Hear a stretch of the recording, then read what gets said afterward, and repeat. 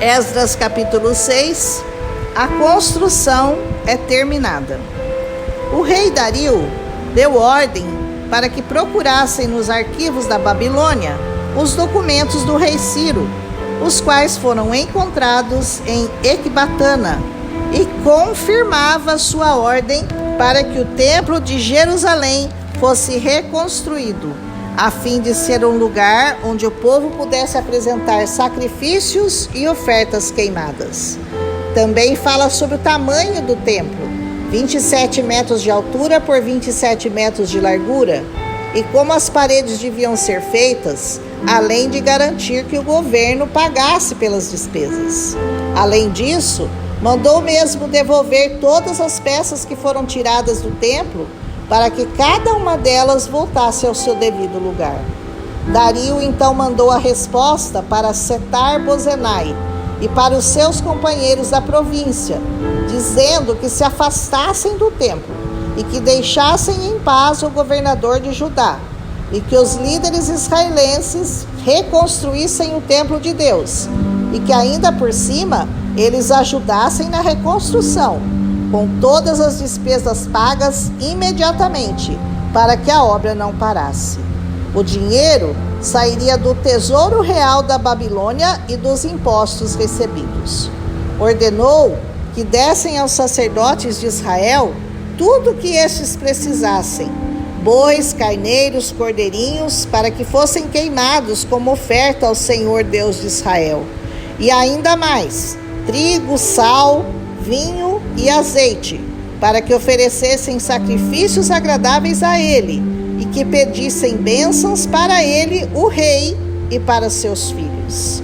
Se alguém desobedecesse a ordem, essa pessoa deveria morrer com uma viga pontuda tirada da sua própria casa, e que essa viga fosse fincada no chão e fosse a casa derrubada, até que virasse um monte de entulho.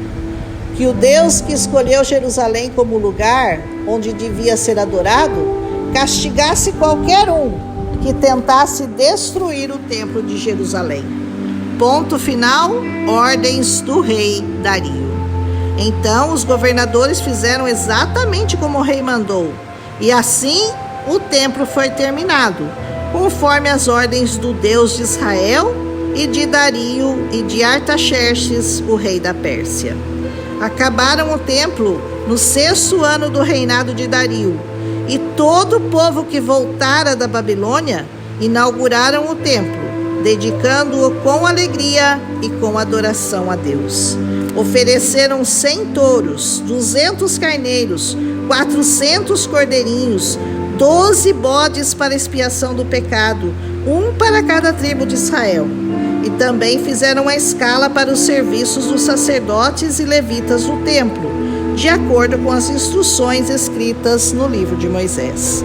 E celebraram a Páscoa, 100 anos depois, purificando-se os sacerdotes, matando os animais em favor dos que voltaram do cativeiro, em favor dos sacerdotes e em favor deles mesmos. Todos que abandonaram os costumes pagãos e passaram a adorar somente ao Senhor, puderam comer, e por 7 dias celebraram a festa dos pães sem fermento, e todos estavam muito contentes, porque o Senhor havia feito o rei da Síria ficar a favor deles, até mesmo ajudando-os no trabalho de reconstruir o templo.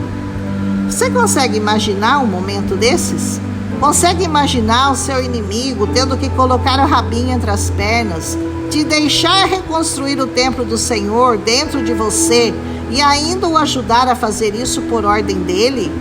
Pois saiba e creia que isso acontece todos os dias até hoje, quando alguém se rende ao Senhor, quando alguém é liberto do cativeiro do pecado por ele e é ajudado por todos os que também foram libertos, e até mesmo pelos que antes eram seus opressores.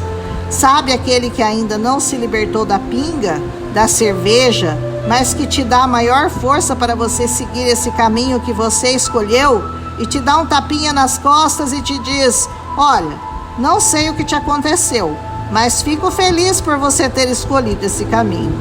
Eu ainda não estou pronto, mas no fundo, ele bem que gostaria de estar passando pelo mesmo processo, pelo mesmo procedimento, ainda que não entenda e que não tenha forças para fazer o mesmo.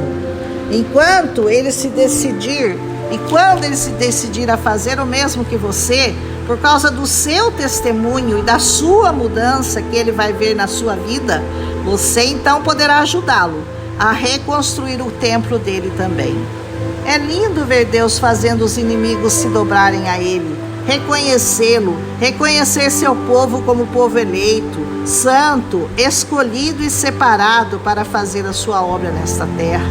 É lindo fazer parte deste povo, ainda que não queiram se juntar a nós, ainda que resistam à santidade do Senhor.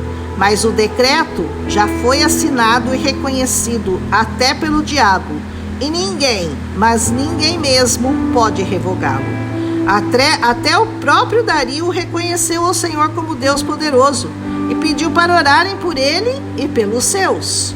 Você que é crente em Cristo Jesus, vê isso todos os dias. Eles dizem: eu não quero servi-lo, mas reconheço que ele tem poder. Ora por mim, pela minha família. A soberania e o poder de Deus são testificados todos os dias a todos. O templo ficou pronto no ano 515 a.C., no mês de Adar, que corresponde a fevereiro ou começo de março, mais ou menos, em nosso calendário. 70 anos depois que o templo tinha sido destruído em 586 a.C. Quanto tempo será que ainda falta para que o templo do Senhor seja totalmente reconstruído em seu coração? Jesus disse: destruam esse templo e em 3 dias eu o reconstruirei, referindo-se à sua ressurreição dos mortos, pela qual ele reuniria a todos que o aceitassem junto ao Pai Celestial. A pedra de esquina, a pedra principal, já está posta. O sacrifício já foi oferecido. O sangue já foi derramado. A água já está disponível por meio do Espírito Santo. O que você tem que fazer? Aceitá-lo, segui-lo, honrá-lo, servi-lo e adorá-lo. É difícil? Bom, pode até ser, mas difícil mesmo, meu irmão, será passar a eternidade sem água, sem pão, sem palavra, sem festa, sem adoração, sem sombra, sem refrigério.